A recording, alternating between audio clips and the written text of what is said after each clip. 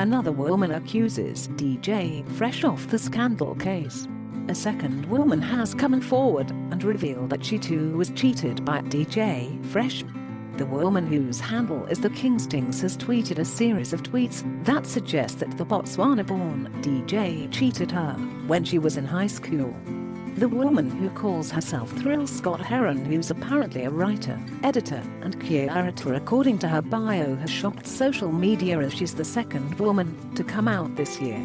She's also suggested in her tweets that DJ Fresh has conceived children from cheating women, some of whom were teenagers. The last part of the tweet, which is actually the icing on the cake, she has living proof, quote, suggests that she has a child with DJ Fresh. She tweeted a series of tweets this morning which read, "I hope they come for me.